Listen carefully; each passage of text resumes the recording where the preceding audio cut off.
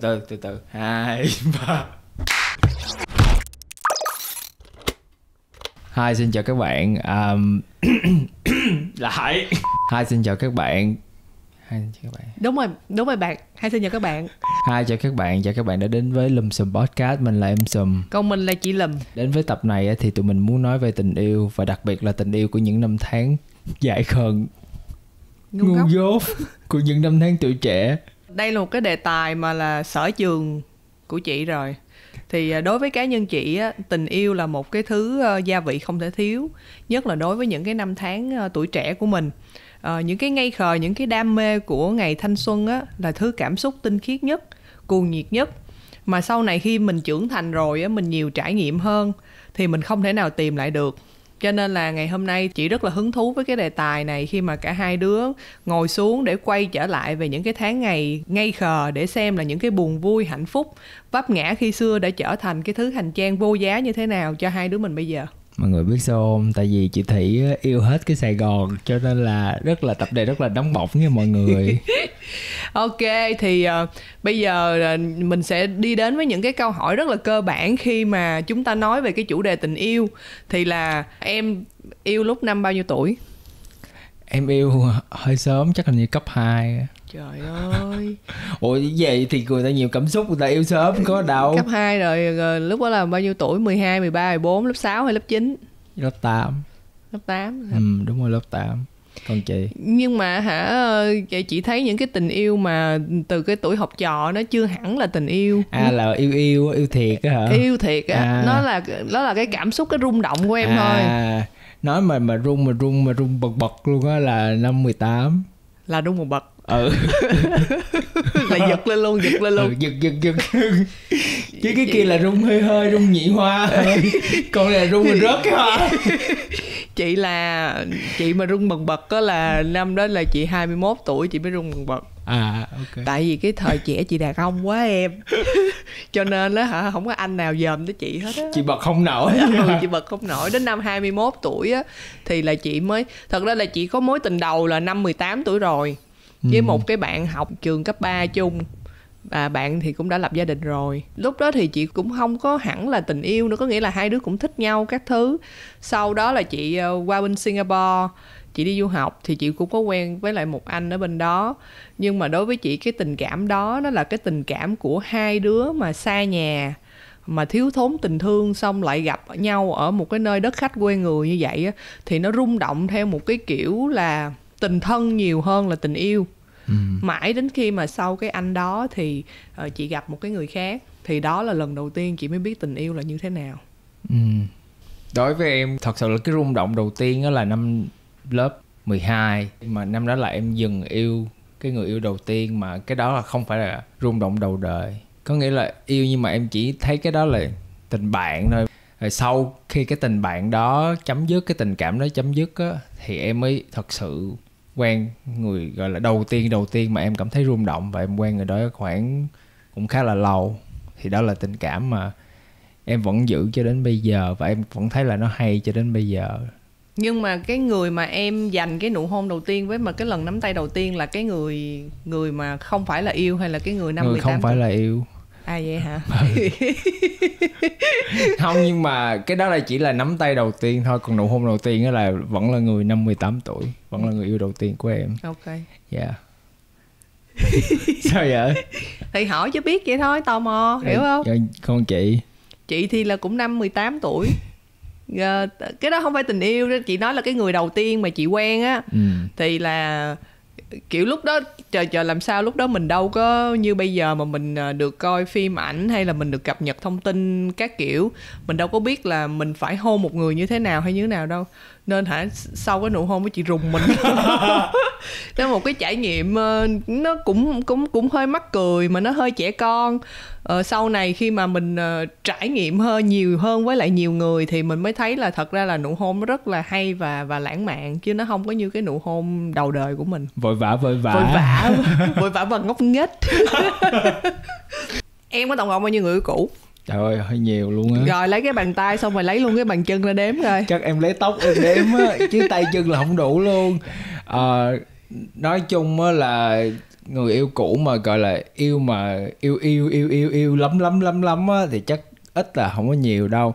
Còn ví dụ như mà người yêu bình thường á, bóng mây qua thềm, đúng rồi, thì chắc hơi nhiều. Tại vì không có biết là có những cái tháng giải thích lung túng giống như là có những cái tháng đầu tiên để mình xác định được là người đó có phải là người yêu hay không, thì cái đó em không biết là có tính hay không, hiểu không?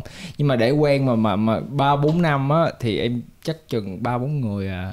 Trời ơi, em nhiêu tuổi em quen 3-4 năm mà em quen 3-4 người là mười mấy năm cuộc đời em. Thì 30 rồi chứ nói gì là vậy? Em yêu năm nhiêu? 18 là đúng á, không hề gian dối luôn. Nhưng mà có người cũng quen 1-2 năm, có người cũng quen 3-4 năm. Đó là những tình yêu mà em gọi là tình yêu. Còn những tình yêu mà không gọi là tình yêu thì nhiều lắm. Tại vì quen xong rồi tìm hiểu xong rồi thấy không hợp thì không quen thôi. Ok. Chị thì chắc hơi nhiều đó. Không. Em là em đếm được luôn á. Thôi đừng có lanh. Chị là không, hồi xưa chị ngồi chị cũng rảnh chị đếm thử coi chị có bao nhiêu người yêu cũ em mà. Xong rồi chị nhức đầu tại vì chị đếm không được. Thiệt ra là cũng nhiều. Nói cho đúng ra thì những mối tình của bắt mình đầu lắp bắp rồi đó. Nói đi. Cũng nhiều tại vì á. Cho con số đi nè. Ủa, con số của em là bao nhiêu? Con số của em toàn diện của em là bao nhiêu? Em nãy em nói đó có 3-4 người thôi đó. 3-4 người là yêu thiệt. Còn nếu mà em hỏi chị mà là yêu thiệt á là chỉ có 1 người thôi. Trong quá khứ đó. Các người yêu cũ của chị Thủy ơi, nếu mà có nghe được điều này thì đừng có tổn thương các nha. Người yêu cũ sẽ hiểu. Tại vì á, chị là một người chia tay vô cùng văn minh và hay trở mặt. Tại vì á, thường em những cái mối tình của chị toàn chị bị đá không rồi, cho nên người yêu cũ chị có nghe cũng vậy à. Thường là mình là một người thường nạn xuyên là hả? bị đá, nạn nhân trong những cuộc tình mọi người. Tại vì mình hay yêu kiểu yêu mù, yêu quáng á, yêu chung thủy á, mà tới khi người ta bỏ mình luôn á mà mình vẫn còn yêu người ta. Thì trong một số mối tình nhiều hơn 2 chữ số của mình thì chỉ có một người là mình gọi là cái tình yêu khắc cốt ghi tâm, là cái tình yêu năm 21 tuổi. Sau khi mà chị bước ra khỏi cái tình yêu đó, chị phải mất ít nhất là 5 năm để chị hàn gắn cái tổn thương đó, và chị mới có thể sẵn sàng để đón nhận cái tình yêu mà tiếp theo mà một cách mà phải gọi là sạch sẽ và hoàn hảo nhất. Chứ còn trước đó, sau cái 5 năm mà chia tay với cái người đó thì cái thời gian mà đau khổ và mình không tin vào tình yêu, mình cũng không chắc vào bản thân của mình, nó rất là nhiều. Đối với em á thì em không bị đá, em toàn là đá người ta không. Thì em nhìn mặt em là chị biết rồi. Nhưng mà không phải là có người thứ ba mà đá người ta, chỉ là khi mà mình lớn lên á, càng ngày càng lớn á, thì cái mục tiêu và mục đích sống của mình nó khác nhau, giống như là grow apart á, thì kiểu như là cả hai đều lớn lên với hai cái con đường khác nhau, cho nên là không thể đi cùng nhau được. Em là người luôn luôn cầu tiến và luôn luôn có chí hướng cho công việc và muốn đi lên, nhưng mà người còn lại thì không có như vậy. Khi mà người còn lại á, em thấy là không có khả năng mà kiểu như có một cái mục tiêu, mục đích sống và làm cho bản thân mình tốt hơn và mới hơn á, thì em dần cảm thấy là sẽ có một đứa tiến lên và một đứa dừng lại hoặc là đi lùi. Thì em không có thích cái chuyện đó. Chia tay rất là nhiều lý do, nhưng mà đa số là sẽ là như vậy. Còn cái tình cảm mà đầu tiên của em thì nhắc lại thì em cảm thấy tình cảm đó là, và cái tình yêu đó là vẫn là tình yêu hay nhất của em trước giờ. Sau cái người đó là em vật vã, em chưa bao giờ khóc vì điều gì hết và chưa bao giờ khóc vì ai hết. Sau khi mà chia tay người đó là em khóc rất nhiều, và có một khoảng thời gian kiểu như em không biết làm gì hết, em hoang mang, em cảm thấy như là trái đất sụp đổ vậy á. Nhưng mà sau khi quên đi được cái người đó rồi, sẵn sàng cho một cái tình cảm khác á, thì sau những cái tình cảm đó thì em không có bị như vậy nữa. Em không có khóc vì ai hết. Khi mà chia tay em thấy em cứng rắn hơn, và em thấy là lúc nào cũng sẽ có một cái tình yêu mới chờ mình hết, và em luôn luôn sẵn sàng cho cái tình yêu đó. Cái câu chuyện vừa rồi á, Nino chia sẻ là mình nhớ ra một cái câu nói mà rất là nhiều bạn chia tay cái mối tình mà họ rất là yêu quý á, họ hay nói là sau cái người này á, mình sẽ không bao giờ mà mình yêu nữa, mình sẽ không yêu một ai nữa, mình sẽ sống như vậy mãi. Chính bản thân mình ngày xưa mình cũng có cái suy nghĩ đó. Sau khi mà mình chia tay cái mối tình năm 21 tuổi á, mình đau khổ tột cùng, mình vật vã, mình nghĩ là chỉ có duy nhất người này làm cho mình hạnh phúc thôi, còn ngoài người này ra không ai khiến mình hạnh phúc nữa hết á. Nhưng mà sau khi mà mình lớn lên, mình gặp thêm nhiều người, mình hiểu thêm về nhiều người, thì mình biết rằng trái tim của chúng ta luôn luôn có chỗ dành cho một tình yêu nữa, nếu chúng ta thật sự tin rằng mình xứng đáng được hạnh phúc. Lúc đó thật sự lúc đó em suy nghĩ là trời chết rồi, nếu mà không yêu người này chắc em không thể yêu được ai hết. Người này quá hay, người này kiểu như mở cho em một con đường đi, giúp cho em biết được là em muốn làm gì trong cuộc sống này. Không có người này thì em không thể nào làm gì hết. Nhưng mà thật sự những cái điều đó là sai nha mọi người. Nếu như mà các bạn đang trong tình cảnh đó thì các bạn nói chung buồn thì cứ buồn đi, nhưng mà mình chắc chắn với mọi người là rồi cũng sẽ qua. Nói về cái vấn đề tình yêu á, thì có hai cái mục mà chị muốn hỏi em là có bao giờ em đã gặp phải chưa? Có nghĩa là tình yêu chuyển hóa thành tình bạn. Có nghĩa là em yêu một người nhưng mà người đó với em hiểu nhau quá kỹ, quá nhiều, và nó không có nâng cấp lên một cái mức độ nào nữa mà nó lại chuyển hóa thành tình bạn. Có nghĩa là hai đứa không ai nói với ai điều gì hết, nhưng mà bỗng dưng trở thành những người bạn. Không còn những cái gần gũi về thể xác nữa, nhưng mà lại rất hòa hợp về tâm hồn.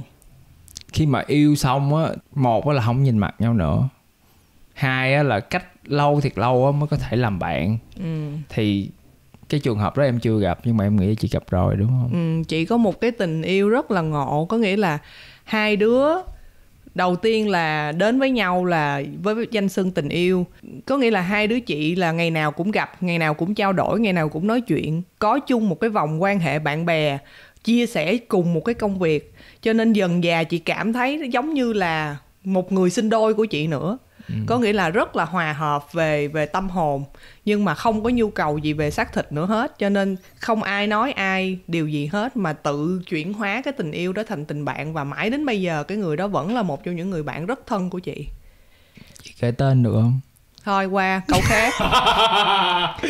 Tình yêu chuyển hóa thành tình bạn là một cái nhánh trong tình yêu. Em có bao giờ gặp một cái thứ tình yêu gọi là tình cảm độc hại không?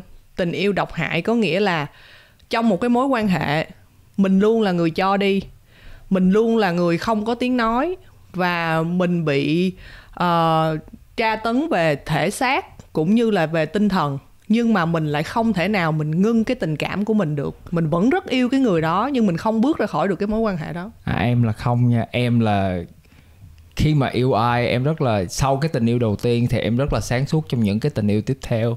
Em mà thấy cái gì mà nó độc hại là em chuẩn bị em nhảy ra liền luôn. Và em sẽ nói thẳng là em sẽ không yêu nữa. Em sẽ không bao giờ, tại vì đối với em thời gian rất là quan trọng. Em muốn để dành thời gian của em để cho những mối quan hệ hay hơn. Cho nên là khi mà em cảm nhận, em ngửi được những cái mùi đó tới gần là em bắt đầu em lại người đó, em nói là thôi mình dừng đi. Nhưng mà em có nghĩ nếu như em là một người như vậy thì em bị yêu quá lý trí không? Mà khi mà em yêu quá lý trí như vậy thì em có cảm nhận được hoàn toàn tình yêu không? Bởi vì người ta nói là tình yêu thì sẽ có những lúc em mù quáng, nhưng mà lúc nào em cũng kiểu bật một cái đèn đỏ lên để em coi có cái chuyện gì nó chuẩn bị nó đến với em không, để em dè chừng trước khi nó đến. Thì em có tận hưởng được hết cái tình yêu của em hay không? Em là một người không có thích dành quá nhiều thời gian cho tình yêu với một người mà mình cảm thấy mình không thoải mái. Em chắc chắn là sẽ là một người yêu lý trí, và em làm tất cả mọi việc đều bằng lý trí của mình hết. Cho nên em hay cô đơn là vậy. Chị thì khác. Chị là một người yêu không lý trí, cho nên chị ra 6 cuốn sách. Đó là lý do tại sao mà em là cung Market và chị là cung Song Ngư. Đúng. Rồi có một câu hỏi nữa mà rất là nhiều bạn hay tự hỏi mình và hay hỏi chị luôn là tại sao mà đến bây giờ mà họ vẫn ế, dù là 20, 20 mấy, 30 vẫn ế. Tại xu. Không nha. Thật ra lâu lâu mình cũng hay suy nghĩ về cái câu hỏi này là tại sao ế. Có nghĩa là khi mà các bạn ế trong một khoảng thời gian quá lâu á, thì các bạn phải tự nhìn lại bản thân mình trước cái đã.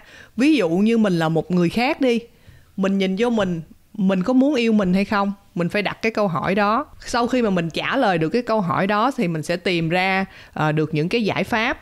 Và những cái giải pháp chị thấy rất là đơn giản mà mọi người hay lướt qua. Có nghĩa là để cho một người yêu mình á, thì mình tự bản thân mình phải yêu mình, và mình phải trau dồi bản thân cái đã. Tại vì đối với chị không ai là hoàn hảo hết á. Có người á, người ta tốt về mặt này, người ta có mặt này, nhưng người ta khuyết về cái mặt kia. Ví dụ như mình không phải là một người hoàn hảo về cái ngoại hình bên ngoài, thì mình có thể trau dồi về những cái mặt khác, những cái kiến thức, hay là những cái bộ môn, những cái thế mạnh của mình, và mình cố trở thành một cái người tử tế. Chị nghĩ là một cái người mà tử tế rất là dễ có được tình cảm của những người xung quanh. Đúng rồi, giống như chị mình thì nói chung là mọi người nhìn thì thấy nhan sắc thì cũng ABCD, nhưng mà vậy cái máy tính nha, cái máy tính bay qua bên đó liền đó.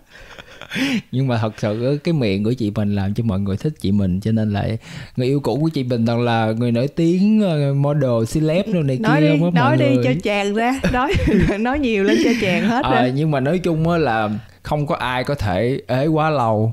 Còn nếu mà bạn ế quá lâu á là bạn xui lắm luôn á. Để cho mà cái việc mà bạn không bị ế á, thì đầu tiên mình sẽ trau dồi bản thân. Đúng như là chị Iris nói á, là mình luôn luôn làm cho bản thân mình hay hơn. Thì đối với mình á, mình hết biết nói gì rồi. Mình hay đi cho xa đó. Với một cái điều nữa mà mình nghĩ mình học được rất là nhiều từ bạn bè mình, những người mà hiện nay cũng cỡ bằng tuổi mình, bước qua ngưỡng 30 nhưng mà họ vẫn độc thân, có nghĩa là họ giữ một cái tinh thần rất là lạc quan trong tình yêu. Nghĩa là không bao giờ mình ngồi mà mình u buồn, mà mình than thân trách phận là tại sao bạn mình có bồ, bạn mình có chồng, bạn mình có con mà không phải mình. Họ vẫn luôn giữ một cái tinh thần lạc quan là duyên nó chưa đến với mình, hiện tại thì mình vẫn chưa có ai, mình sẽ làm những cái việc khác. Ví dụ như mình đi làm, mình chơi một cái môn thể thao nào đó, hay là mình theo đuổi một cái bộ môn nào đó, rồi sau đó mình sẽ làm cho bản thân mình tốt hơn, mới hơn, và mình chờ đợi một cái tình yêu đến. Mình thấy đó là một cái tư tưởng rất là hay đối với những bạn mà nếu như hiện nay các bạn chưa tìm thấy một nửa của mình. Đúng rồi, thay vì mà bỏ ra cái thời gian buồn với lại bỏ ra cái thời gian mà quẹt trái quẹt phải á, thì mình làm cho cái bản thân mình hay hơn, tiến bộ hơn, học nhiều cái ngôn ngữ hơn. Thì thường bây giờ là mọi người biết nhau đều do là Instagram, Facebook và trên mạng hết. Cho nên là khi mà mình có một cái tài năng nào đó được mọi người trên mạng biết đến thì chắc chắn với bạn sẽ không bao giờ ế. Cái chuyện Dino vừa mới nói đây về vấn đề quẹt trái quẹt phải, thì sau khi mà chúng ta đã trau dồi đầy đủ kỹ năng thì chúng ta vẫn nên quẹt trái quẹt phải. Đúng rồi, thì sau khi đó thì quẹt trái quẹt phải, chứ mà đừng cứ ngồi mà suốt ngày buồn cứ lo quẹt, hiểu không? Em nghĩ sao về những cái ứng dụng hẹn hò bây giờ, nó có tiện hơn, và cái mặt tốt và mặt xấu nào của nó mà em cảm thấy? Em thấy mặt tốt là do là mọi người đều bận hết, cho nên là những cái ứng dụng hẹn hò đó nó rất là hay. Lên nhìn coi là ok, người này hợp cái gu âm nhạc của mình nè, người này làm cái chỗ mình thích nè, người này có những điều chung với mình, thì nó nhanh, nó tiện thì mình quẹt cái người đó. Nhưng mà nó có hại một cái là do là nó quá nhanh quá tiện, cho nên là mình coi được cũng được, mình bỏ luôn, hiểu không? Yêu gặp cái rồi thôi. Kiểu như là người ta có suy nghĩ là không cần đầu tư cho cái mối quan hệ đó, bởi vì còn cái nguồn người yêu nó vô hạn ở ngoài đó, cho nên là cứ quẹt thoải mái đi, cứ ra gặp thoải mái đi, không được thì thôi. Thì nó có kinh nghiệm mọi người, nói chuyện không hề luôn. Rất có kinh nghiệm mọi luôn mọi người ơi. Mình chưa bao giờ dùng những cái app hẹn hò để mình quen người yêu luôn. Trước giờ người yêu mình là toàn là quen trên là Instagram với Facebook không có mọi người. Ủa tưởng sao? Nó là app xã hội. Nó không hẹn hò nhưng nó có đưa đẩy. Tất cả những ứng dụng mạng xã hội đều mang tính chất đưa đẩy. Ok. Thì kể về cái chuyện mà ứng dụng hẹn hò, mình nhớ ra một cái câu chuyện cũ của mình hồi xưa á, là lúc mà chưa có app hẹn hò gì hết á, khi mà lúc mà Yahoo 360, mà lúc đó hình như là còn chưa có Yahoo 360 luôn á, là có một cái app chat, là tất cả mọi người vô cùng một cái room. Đúng rồi, chat room. Chat room, sau đó là chat này kia nọ. Thì mình có quen được một cái anh mà mình mồi chài nhiều lắm mới có được một anh. Thì là năm đó hình như là mình mới có lớp 9 hay sao à, lớp 9 nha. Là hẹn đi coi phim ở cinema Nguyễn Du á, hồi xưa đó. Thì trước khi hẹn coi phim á thì anh mới hỏi mình là có muốn đi ăn bún bò trước không. Bún bò đó, bún bò Đông Ba nổi tiếng ở trên đường Nguyễn Du á. Mà đi ăn bún bò do cái miệng nó thứ quắc luôn. Cái xong rồi thì giờ sao, trai mời thì phải đi chứ, giờ không lẽ không đi. Xong rồi đạp xe từ nhà chị cũng ngay gần đó, nhà chị lúc đó ngay Lý Tự Trọng, mà đạp xe ra, đạp chiếc Martin 107 màu đen ra hẹn trai ăn bún bò Đông Ba. Xong rồi đáng lý là có thể đó là mối tình đầu của chị rồi đó, tại vì mọi chuyện nó rất là trôi chảy mọi người, cảm xúc dâng trào, mọi chuyện trôi chảy, xe đạp thì cũng đã tới an toàn và người thì cũng đã đến đúng hẹn. Nhưng mà khi mà ngồi xuống ăn bún bò thì mọi người, cái nết đó mọi người bỏ sa tế 2 muỗng, mà mọi người biết bún bò Đông Ba cái sa tế nó cay cỡ nào mọi người, nó cay xé cái họng ra. Mà em có tin chị ăn xong cái tô bún bò, hai cái môi chị nó sưng, môi trên môi dưới nó không chạm vô được nhau mà nó sưng như bong bóng vậy nào. Mà nói chuyện á, kêu anh ơi hai cái môi đụng vô nó đau, nó rát. Mà cái ảnh nói chắc anh nghĩ em không có đi coi phim được đâu. Hay là mình đi về rồi mình hẹn nhau lần khác đi em. Cái xong mà lúc đó chị đau quá, chị không thể nào chị tiếp tục chị vô rạp chị ngồi coi phim được, cho nên là chị đành phải đi về. Là kể từ đó đến sau này là anh không bao giờ anh nhắn lại với mình một câu nào hết á mọi người. Cũng hên cho chị là ảnh không có giả bộ đi toilet xong anh đi coi sao anh về luôn á. Đó là mọi người, mình cho mọi người một cái tip khi mà hẹn hò người yêu là mình không đi ăn bún bò. Và nếu như lỡ mình có đi ăn bún bò thì mình không ăn sa tế nha mọi người, thì mình mới thoát ế được nha mọi người ơi. Mọi người cũng đừng đi ăn cua ăn đồ nha, chứ mà lột bận là coi như là bồ nó thấy là nó chạy luôn. Ăn cái gì mà nó nhẹ nhàng thanh thoát thôi mọi người. Cái đề tài lần này á là một cái đề tài mà tình yêu tuổi dậy khờ. Có thể là các bạn nhìn thấy mình ở đâu đó trong cái câu chuyện của mình và Nino. Hy vọng rằng nó sẽ là một cái gia vị tuyệt vời, thú vị, hay ho để cho các bạn có thể tìm được một nửa xứng đáng của mình. Và nếu như mà các bạn có những cái câu chuyện gì hay á, về những cái tình cảm của những năm 18, 19 tuổi của mình á, thì các bạn có thể bình luận, chia sẻ cho tụi mình biết trên kênh YouTube của tụi mình là Lùm Xùm. Ngoài ra thì các bạn có thể follow Instagram của tụi mình là lumsum.podcast và Instagram cá nhân của tụi mình là Nino Mars và Iris Cao. Và để kết thúc cái podcast lần này thì mình muốn gửi lời nhắn cho tới tất cả người yêu cũ của mình rằng mình vẫn rất quý và tôn trọng các bạn. Cảm ơn các bạn đã trở thành một phần thanh xuân tuyệt vời của mình. Chúc các bạn luôn thành công và hạnh phúc trên con đường sắp tới. Cảm ơn và tạm biệt các bạn. Ok, bye. Bye chung mà. Ok, rất cảm ơn mọi người đã lắng nghe cho đến phút cuối của podcast này. Và xin chào, hẹn gặp lại mọi người. Bye. Vậy đi.